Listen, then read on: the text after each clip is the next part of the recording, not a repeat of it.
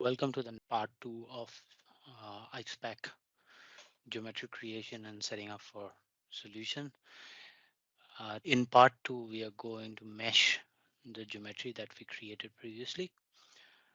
Before we set up the mesh, let's change the display preferences.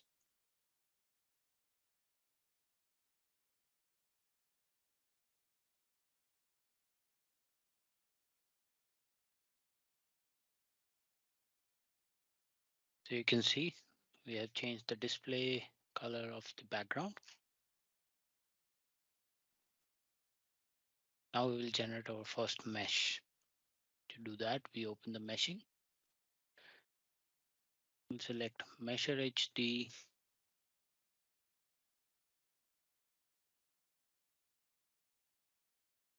We're going to use the default values and we will just generate the mesh. Once the mesh has been generated, the number of elements and number of nodes are updated here.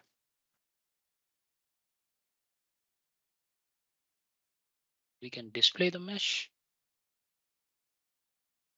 create a cut plane. We are looking using the wire mesh options. You can see how the mesh looks like.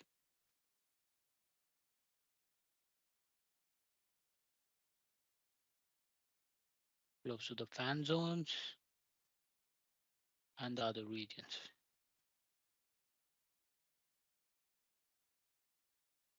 You can change the mesh color.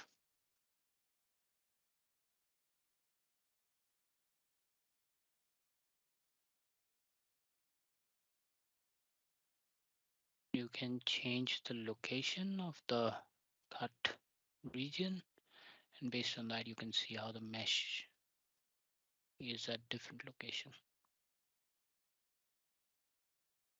Similarly, if you remove the baseware mesh, keep the Y structure on.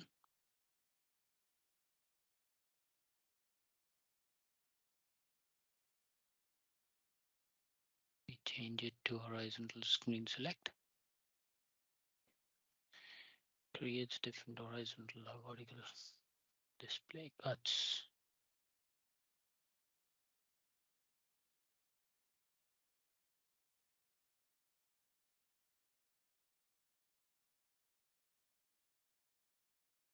Now we would like to see the surface mesh.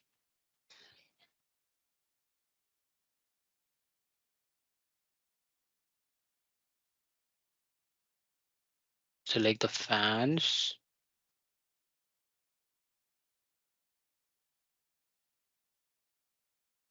The heatsink.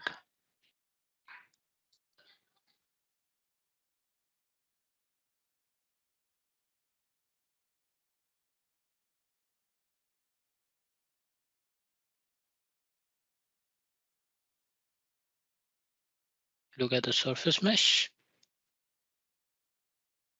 All the selected objects.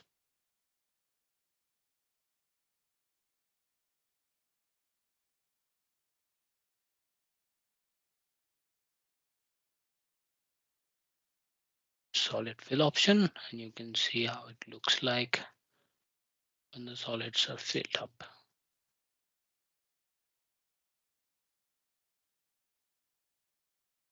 Now we'll look at the quality of the mesh. You can see the face alignment. It's very good. And we can change the minimum and maximum value.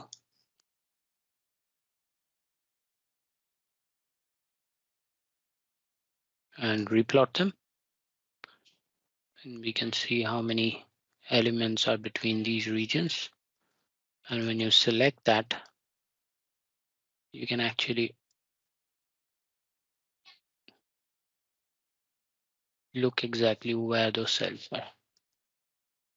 Similarly for skewness, you can see exactly where the bad cells are or the good cells.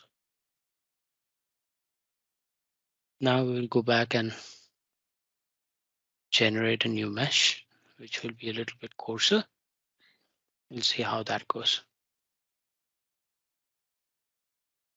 You can see as we change to course, the minimum element in a gap or the edge values change. These are automatic values, but you are free to change them. And we generate the mesh. And you can see the number of elements have decreased around 25,000. Previously, it was 45,000. Again, if you change this to really fine, change it to normal, and reduce the cell sizes.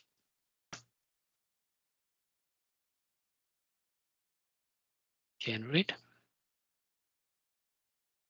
Now you can see it will take a lot longer.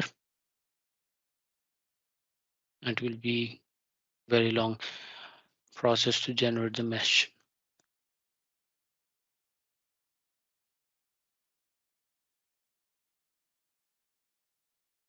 If the process is allowed to continue, this mesh will be over 600 million cells. So I will interrupt it.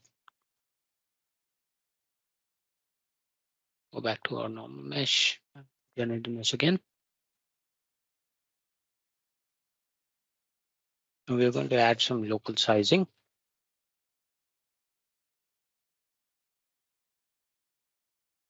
We will use these bodies and add local sizing to them. Let's select the AGP heatsink first. Use per object parameters, and we will add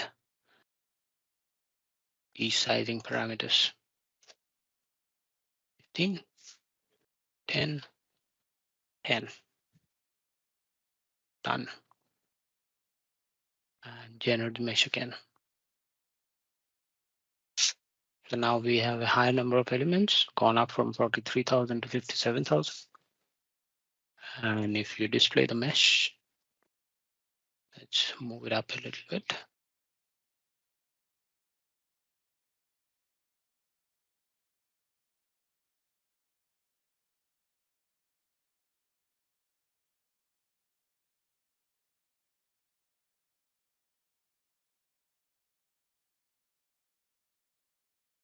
There you can see how the mesh looks like.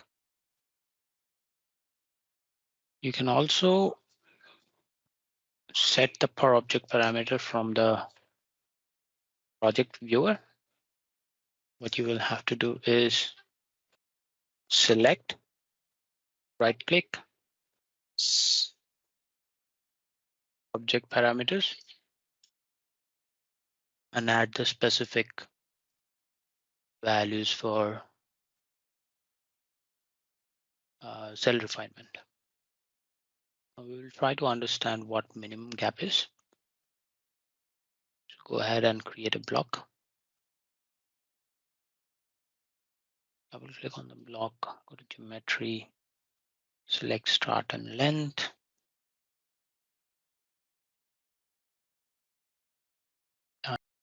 I can see it's very close to this block. These bodies are very close.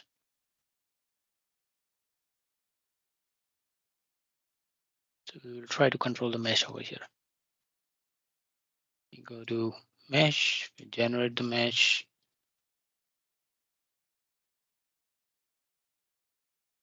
We'll select the bridge and the block. Go to display, display mesh. Want to see the surface mesh between selected objects. Surface mesh color is this.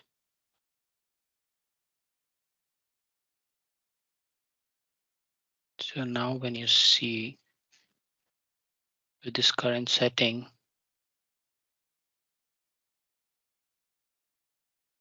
the gap between the two objects have been removed. There is no gap.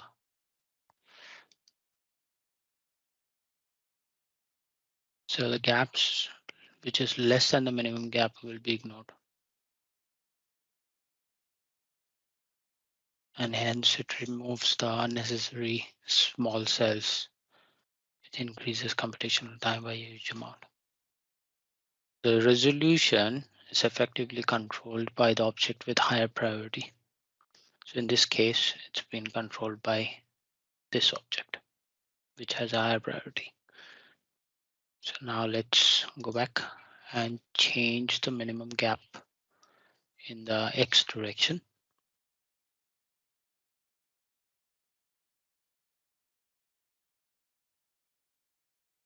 Generate the mesh again. And display. Now you can see the gap is present.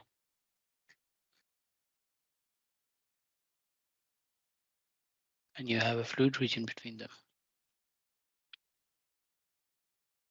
Also, because you have smaller cells, you have higher number of cell count. Now, the most effective way of eliminating gaps is by snapping geometry. So let's select block 1.